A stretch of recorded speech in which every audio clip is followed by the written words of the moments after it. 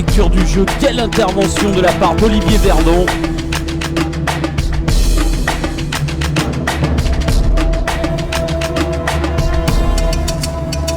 Moi, je veux voir ces joueurs-là les commenter à la télévision en direct.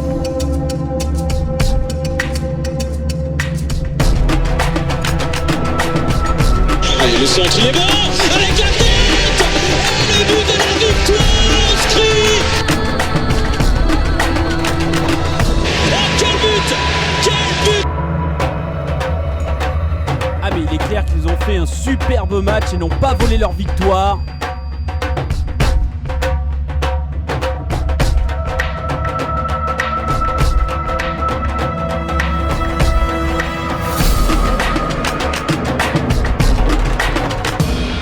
Passement de jambes, faute de corps, accélération, tout y passe, la défense trépasse.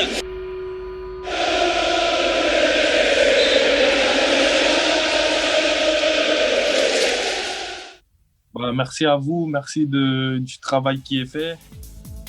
Salut à tous et bienvenue sur la Team Africa, le média qui se consacre à l'actualité football pour l'Afrique francophone. On continue de partager cette passion et aujourd'hui avec nos journalistes béninois Mathias Dubois et Évrard Djissou, on va faire un point sur le Bénin.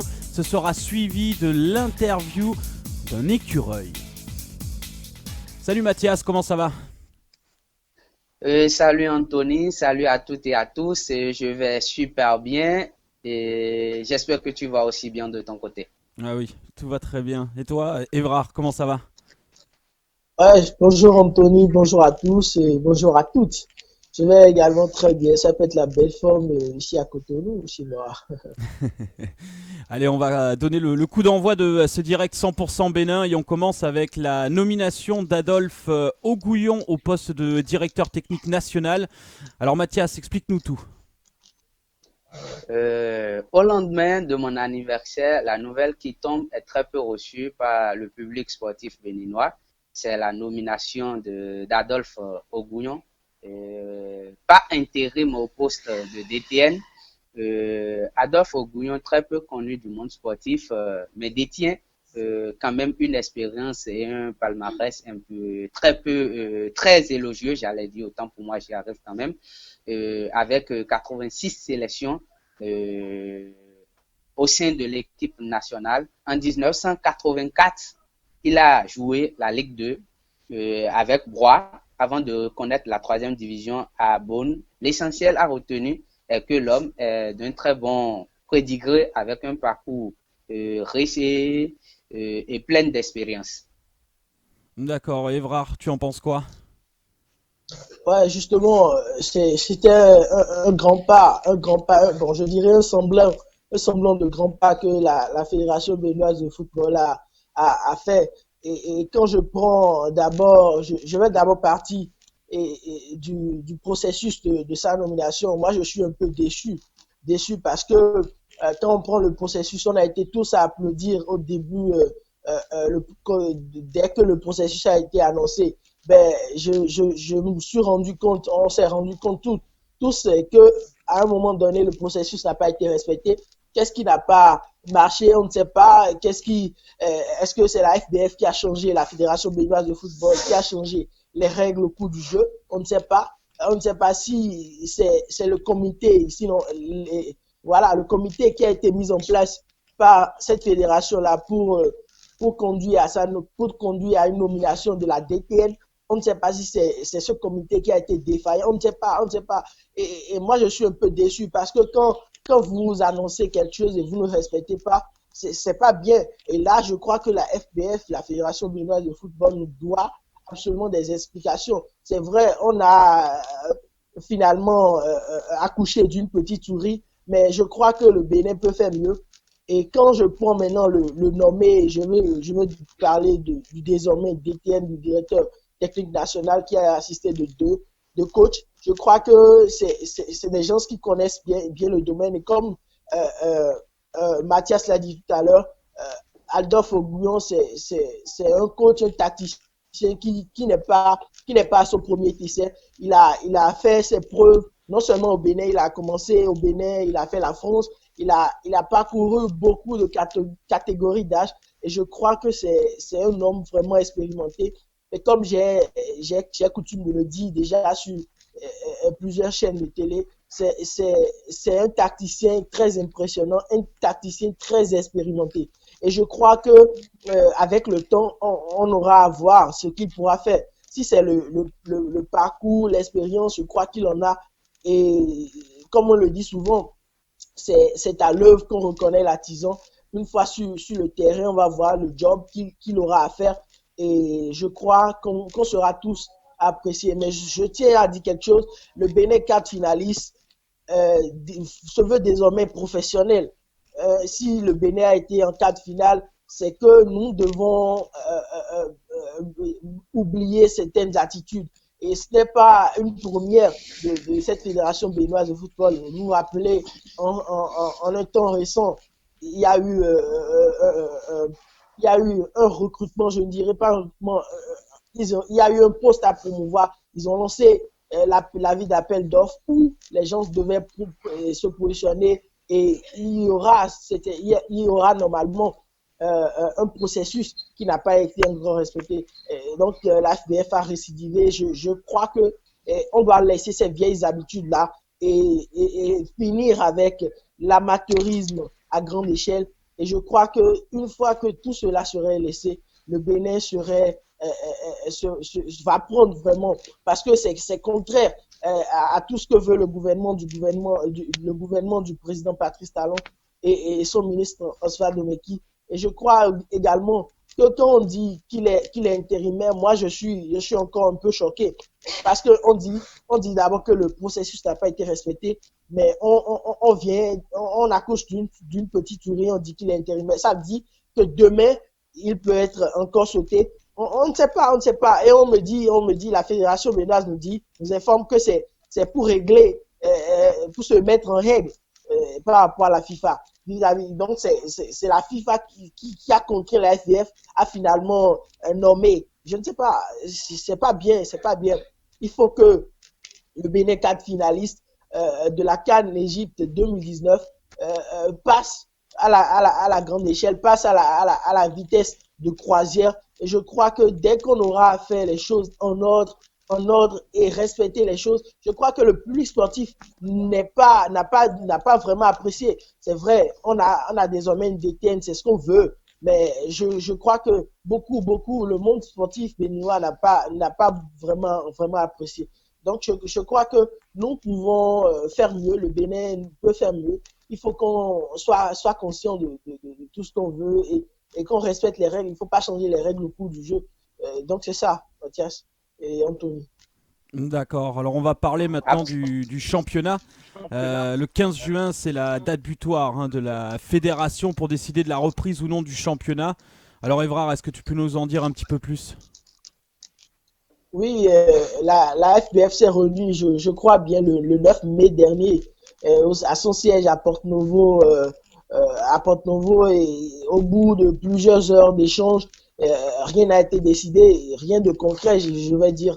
Bon, c'est vrai qu'il y a une résolution qui nous permet d'avoir une image, une résolution qui a été prise, et cette résolution nous permet d'avoir une image de la suite de la saison. Le secrétaire général, voilà, le secrétaire général de la Fédération béninoise de football nous a confié.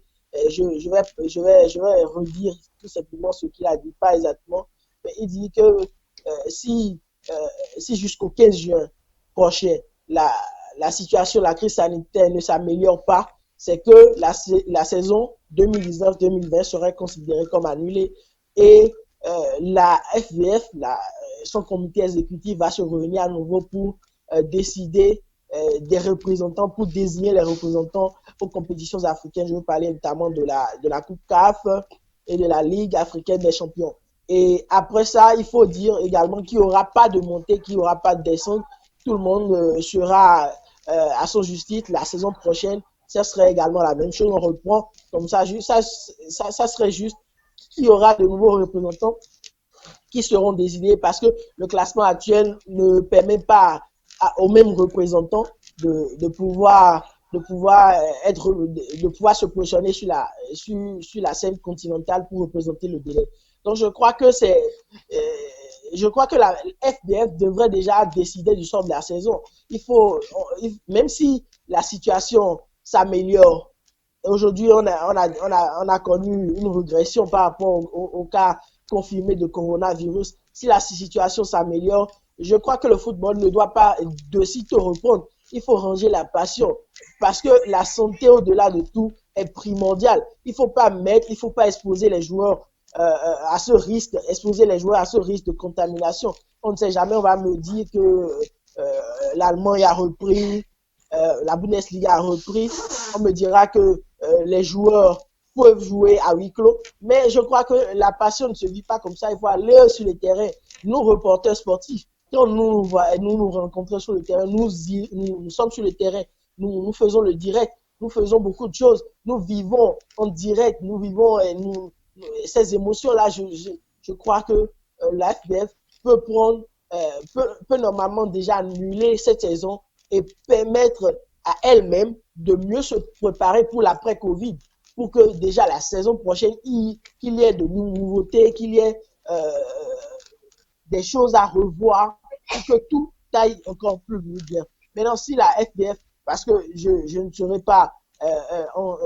pas là en ce moment de décision entre la fédération béninoise, entre les membres de la fédération béninoise de football, mais si elle décide de continuer la saison, je crois que c'est encore une bonne nouvelle. Le Cuiron va de nouveau rouler sur les différents pelouses synthétiques, sur les différents stades. Je crois que ça serait également bien, mais exposer les joueurs, faire temps, je crois que on peut se passer de cette saison. On dira tout simplement que la COVID-19 a eu raison de nous et on se patiente. Et je sais que ça va pas perdurer jusqu'à ce que la saison prochaine soit piétinée. Et voilà, on peut calmer les ardeurs d'une reprise et tout, mais la décision revient à la fédération, à son comité, et elle va décider du sort de la saison. On attend jusqu'au 15, sa date butoir qu'elle a annoncé le 15 juin prochain. Mais non, la question que je me pose également, c'est de savoir si ce que la fédération, ce qu'elle met dans pas date butoir, dans situation quoi déjà, situation, bon, quand la situation sera mieux. Je ne sais pas ce qu'elle met dans justement ça. Donc, situation améliorée, je ne sais pas. Donc, elle-même va décider, va analyser les contours. Et bon, on attend, on sera là, nous, on va faire le job, on va accueillir la nouvelle, on va informer les internautes et tout ce qui va avec. D'accord. Et Mathias, toi de ton côté, d'abord, qu'est-ce que tu en penses? Et ensuite, est-ce que vis-à-vis des clubs, il y a une réelle envie de reprendre? Que pensent les joueurs, par exemple? Est-ce qu'ils craignent pour leur santé s'il y avait une reprise ou est-ce qu'ils veulent s'arrêter complètement? Si de la réunion précédente, aucune décision n'a été prise, il faut rappeler et que toujours la FDF cogite dans les idées, il faut rappeler que le 15 sera pour chacun de nous une date où on sera informé, où on connaîtra le sort du championnat. Mais déjà, moi, je peux dire, annuler la saison ne serait-il pas une mauvaise option dans la mesure où il y a des clubs qui peut-être ont envie de vivre cette expérience de la participation à la Coupe africaine, aux compétitions africaines. Et si déjà, vous voyez les joueurs, il y a cette envie de revivre le sport, de renouer avec les stades, j'allais dire autant pour moi. Après avoir échangé avec quelques-uns, la situation financière est un peu déplorable dans la mesure où les clubs ou les présidents de clubs n'arrivent toujours pas à se conformer ou à respecter de loin l'âge les contrats et déjà on dit stop et fin de la saison. Comment ces joueurs peuvent vivre si déjà les présidents n'arrivent pas à se conformer au règlement des contrats? Je ne pense pas que cette annulation serait la bonne méthode pour permettre aux acteurs de vivre de leur passion. Certes, la santé avant tout, mais il faut notifier que les cas ne sont pas créés ici au Bénin pour que le championnat soit stoppé. Et mieux, les rencontres ne réunissent pas du monde comme l'Europe ou la Bundesliga ou comme un Classico pour que les mesures de distanciation ne soient pas respectées. Vous me comprenez un peu. Donc moi, certes, la décision revient à la FBF et comme voudrait comprendre mon confrère Evra Dissou, ce que met la fédération dans l'amélioration de la situation, c'est peut-être elles attendent une note venant des ministres, du ministère, j'allais dire, de la santé qui notifie que actuellement le cas n'est pas aussi la situation n'est pas aussi si grave pour que les matchs ou les regroupements soient interdits complètement et tout. Du coup, moi, je voudrais que les choses reprennent et que chacun, dans sa petite position des choses, puisse revivre sa passion nouée avec ces différentes activités, puisque rester dans ces 4 mois sans rien faire, c'est un peu compliqué. Donc, que Dieu nous assiste. Oui, justement, je suis d'accord également avec mon cher Mathias, mais il faut voir les choses autrement. Vous savez, je suis d'accord que quand la saison serait annulée, ce serait un gros coup pour le monde sportif béninois. Les joueurs vont recevoir un gros coup. Nous étant également acteurs de ce domaine-là, de ce milieu-là, nous allons également recevoir un gros coup. Mais à quoi ça sert de risquer sa vie alors qu'on peut surseoir aux activités et calmer, stabiliser la situation avant de reprendre? C'est vrai, nous allons parler de passion et tout, mais au-delà de la passion, si vous n'êtes pas en bonne santé, vous ne pouvez pas vivre votre passion. Non, absolument.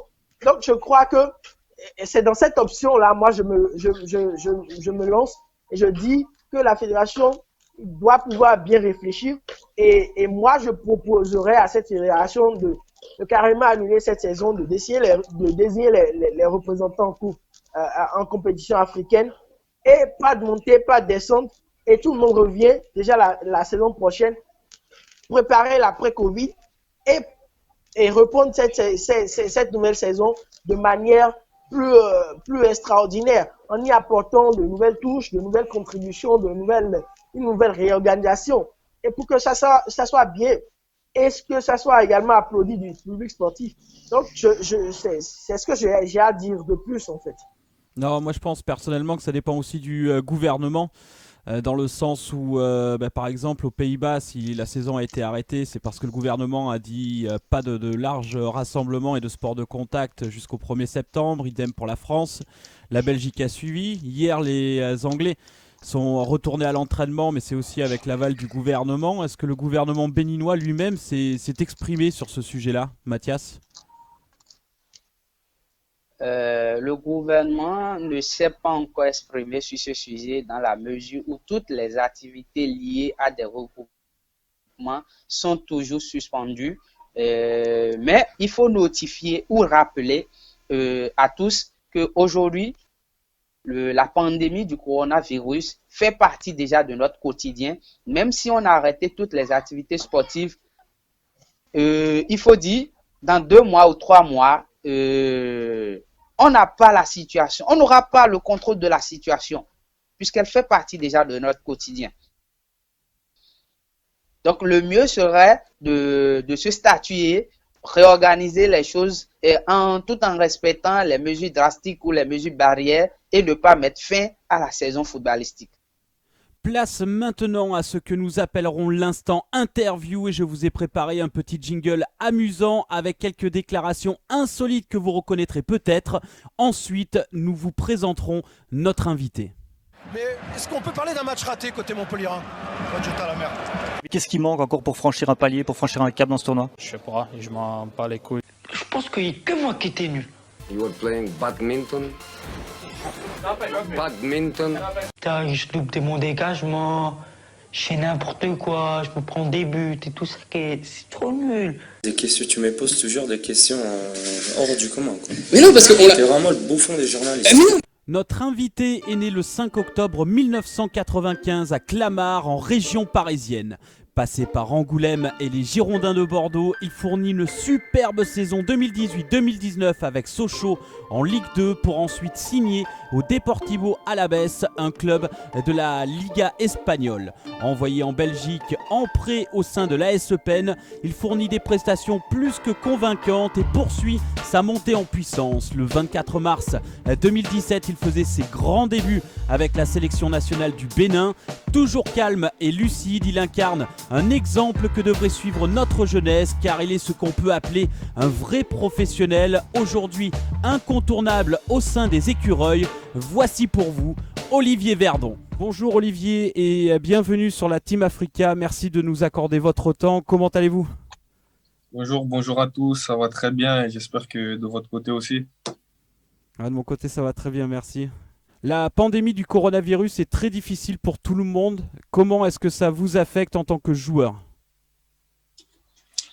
Écoutez, là, on a appris hier il y a quelques jours que le championnat était officiellement arrêté. Donc, voilà, c'est quelque chose qui nous manque parce que avant tout, c'est une passion et le terrain, ça manque. Après, voilà, la santé avant tout. Il faut écouter le gouvernement. On essaie de s'entretenir comme on peut pour être prêt au moment venu. Ouais, Olivier, l'épopée de la CAN, on en parle déjà, Égypte 2019.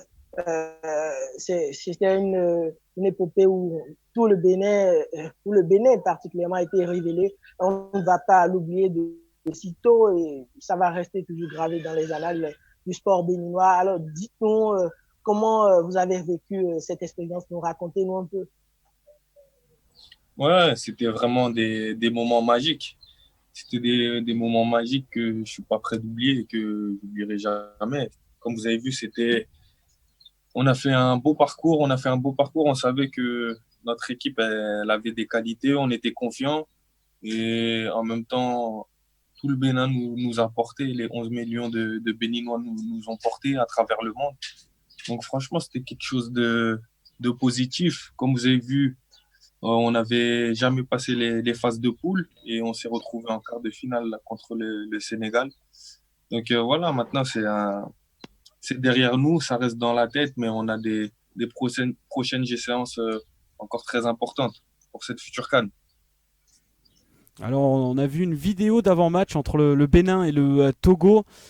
Vous avez été plutôt psychologue, beaucoup d'inspiration. Quel est le secret de votre motivation? Non, franchement, je ne voulais pas passer à côté c'est un rêve, de ce rêve. Et je ne sais pas, c'est sorti tout seul. C'était un discours qui est sorti tout seul. Et c'était pour essayer de remettre encore un petit coup de plus à l'équipe, même si tout le monde était motivé, tout le monde avait envie. Et je sais que ce discours au Bénin, il n'est pas passé inaperçu, mais ça fait plaisir. Et voilà. On va d'ailleurs repasser cette très belle vidéo et on vous laisse en profiter.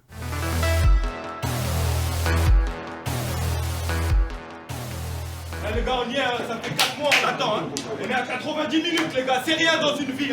On sacrifie aujourd'hui. On sacrifie. Les gars, de loin, il y a nos familles qui nous regardent. Tout le monde est avec nous. 90 minutes, c'est rien dans une vie. J'ai envie de la connaître, moi, la CAN en Égypte. Et je vais tout niquer. Et tout le monde va tout niquer. Et on va la rentrer dedans. Ils sont personne. On est le Bénin. Comme il a dit le coach, on est sur nos terres ici. Et sur nos terres, on est imbougeable.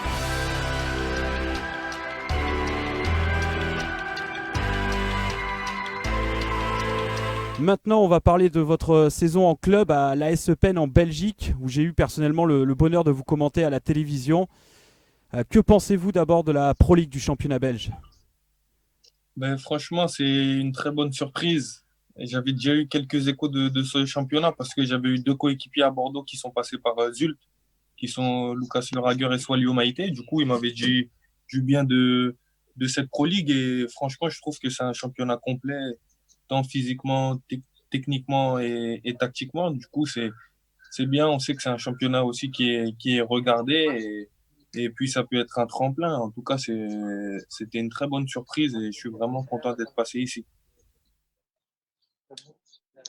Allez, Olivier, un petit mot sur l'AS Eupen, justement. On sait que c'est un club qui est détenu par Aspire et qui a de nombreuses académies, dont une en Afrique. Est-ce que c'est un bon club pour lancer et exposer les talents africains? Bien sûr, bien sûr. Comme je vous ai dit, la Ligue belge, c'est vraiment un très bon niveau. Donc, ils ont une académie en Afrique et ils font venir les meilleurs jeunes dans leur club et pour qu'ils aient la chance et l'opportunité de s'exprimer. Du coup, je pense que c'est un très bon projet pour l'Afrique et ça met en valeur le continent. Et comment jugez-vous votre saison sur un plan personnel? Non, je suis plutôt satisfait de la saison. Voilà, on avait mal démarré, mais il y a eu beaucoup de joueurs venant de près ou qui ont été achetés, qui ont, qui ont tout donné. Vraiment, l'équipe a tout donné, l'effectif a tout donné, le staff aussi. Donc, je pense on a fait une belle remontée au classement. Et au fur et à mesure des matchs, vous savez qu'il y a eu beaucoup d'arrivées, l'équipe se connaissait de mieux en mieux et je pense qu'on a produit du meilleur football au fur et à mesure. Et voilà, dommage que ça soit arrêté. Après, c'est comme ça, mais je pense que si on avait pu continuer, il y aurait eu encore quelques bons moments de football. D'accord. Maintenant, personnellement, je souhaite parler d'un point assez important que peu savent en fait avec la pandémie et l'arrêt de la saison, notamment en Belgique. On va rappeler que vous êtes prêté par le Deportivo Alavés, un club de la Liga espagnole. Donc vous êtes prêté dans un club qui ne jouera pas la fin de la saison. Allez-vous d'abord rentrer au Deportivo Alavés et ensuite est-ce que vous pensez avoir une possibilité peut-être de vous faire enregistrer pour jouer en Espagne ou bien est-ce que vous devrez attendre la saison prochaine pour cela? Non, après, ce qui est prévu à la fin de mon prêt, c'est de rentrer au Deportivo en Espagne. Euh, je pense que je sais pas si la saison est officiellement finie là-bas parce que j'ai vu qu'ils ont repris les entraînements, mais en tout cas pour cette fin de championnat, je pense que ça sera pas possible de jouer. Du coup, il faudra attendre le début de la nouvelle saison, mais c'est sans plus tarder car quoi qu'il arrive, ça va au maximum, ça va durer 2 mois, quelque chose par là. Donc voilà, ça sera pour la saison prochaine. Olivier, avez-vous une idole? Une idole, bah, en tant que défenseur central, quand j'étais plus jeune et même maintenant, et je regardais beaucoup Sergio Ramos, de par son caractère, Sagnac, son agressivité, et Thiago Silva pour tout ce qui est côté tactique, placement, etc., vista. Et quel est votre club de rêve? Club de rêve, bah, vous savez, je suis né à Paris, du coup, je dirais le Paris Saint-Germain. Quelles sont vos ambitions pour la suite de votre carrière? Bah, voilà, c'est de jouer le plus possible au plus haut niveau. Là, comme vous savez, je suis prêté par le Deportivo Alavés, donc ma priorité, ça va être Alavés et prendre un maximum de temps de jeu en Liga. On va parler maintenant du football béninois en particulier. Quels sont les défis que doit relever le football béninois en général pour progresser, continuer de progresser et aller de l'avant? Bah, vous savez, ça joue beaucoup dans la formation des jeunes. Et je vois qu'il y a de plus en plus de centres au Bénin, notamment celui de la Fondation Michael Poté, qui sert à prendre des jeunes talents béninois, les former dans une académie et puis les meilleurs partiront vers l'Europe. Et voilà, c'est au fur et à mesure du temps, en faisant ce genre d'initiative, que le Bénin sera encore plus révélé. Et je pense que voilà, c'est l'un des projets majeurs du football béninois, la formation. D'accord. Et est-ce que vous souhaitez personnellement en profiter pour faire passer un message? Pour les jeunes, par exemple, du Bénin? Ah oui, pour tout le monde, pour les jeunes du Ouais. Bénin, pour les jeunes africains. Ouais, vous savez, le continent africain, c'est une terre de talent, surtout voilà, dans tous les niveaux. Au niveau football, comme vous avez vu, il y a des très, très grandes stars africaines qui ont été révélées. Et donc, voilà, faut rien lâcher. Le football, c'est pas facile, c'est un milieu compliqué. Mais voilà, faut jamais abandonner ses rêves, toujours y croire. Et je suis persuadé qu'avec du travail et de la volonté, tout est possible. Et j'en doute pas qu'on aura des grandes stars en Afrique et aussi au Bénin dans le football prochainement à venir. En tout cas, c'est tout ce que l'on souhaite. Merci beaucoup, Merci. Olivier, de nous avoir accordé votre temps. On espère vous revoir très bientôt sur les pelouses, hein, pour qu'on puisse vibrer à nouveau. Moi, personnellement, au micro aussi. Et un grand merci encore une fois. Merci à vous, merci du travail qui est fait. Et en tout cas, c'est un plaisir et je suis à votre disposition. Et voilà, en tout cas, c'était vraiment un plaisir. Merci, c'est très gentil. Merci. Mathias, tu as pensé quoi de cette interview d'Olivier Verdon ? Il faut simplement dire que l'interview d'Olivier Verdon, c'est la classe. Dans la mesure où celui qui est l'invité aussi est quelqu'un de marque. Et vraiment, j'ai salué, c'est salutaire, j'allais dire, cette interview qu'a réalisé l'écureuil. On sent du professionnalisme dans ses mots, on sent de l'envie de gravir les échelons dans l'avenir, dans ses mots et tout. Et je ne peux que l'encourager. Et d'ailleurs, féliciter la Team Africa pour le travail qu'il fait. Et vraiment, ça fait chaud au cœur. Et toi, Evra, qu'est-ce que tu en penses ? Moi, je dirais tout simplement que c'est bien, c'est bien. Et je dirais encore une fois merci à Olivier Verdon pour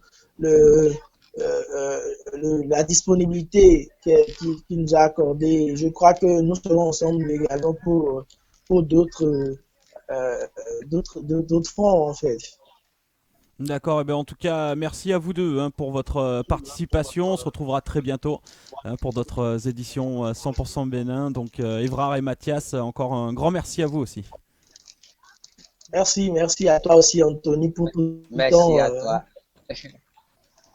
Voilà, il est temps pour nous de rendre l'antenne. Encore un grand merci à Olivier Verdon, à Mathias Dubois et à Évrard Djissou pour leur contribution. Nous aurons de nouvelles éditions La Team Africa 100% Bénin prochainement. On le fera aussi pour d'autres pays d'Afrique francophone. Ce que nous construisons ne se fait pas du jour au lendemain, mais d'ici quelques mois, vous verrez les résultats. Merci encore de nous avoir suivis. On se quitte sur la fameuse chanson de Don Métoc. Allez les écureuils, vive le Bénin, vive le foot et vive l'Afrique.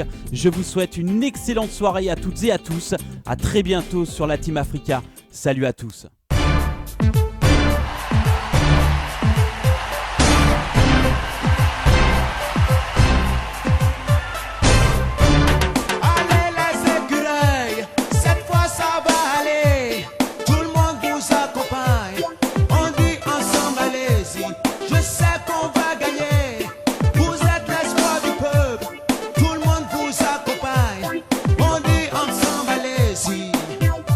Allez, allez, allez,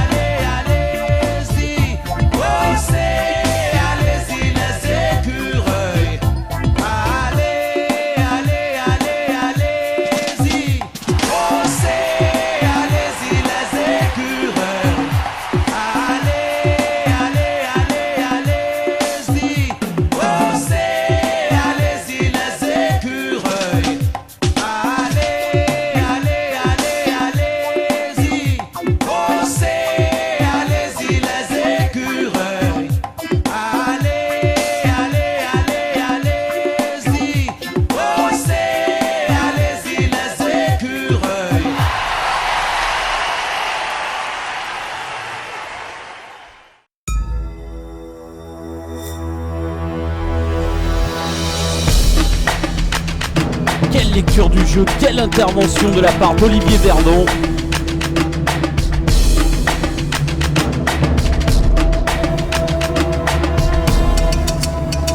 Moi, je veux voir ces joueurs-là les commenter à la télévision en direct.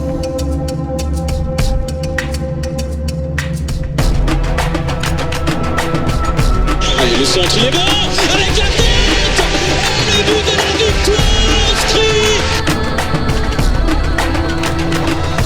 Oh, quel but, quel but.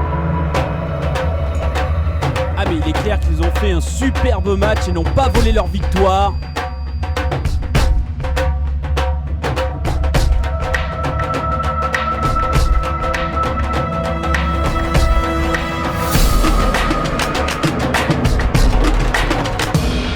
Passement de jambes, faute de corps, accélération, tout y passe, la défense trépasse.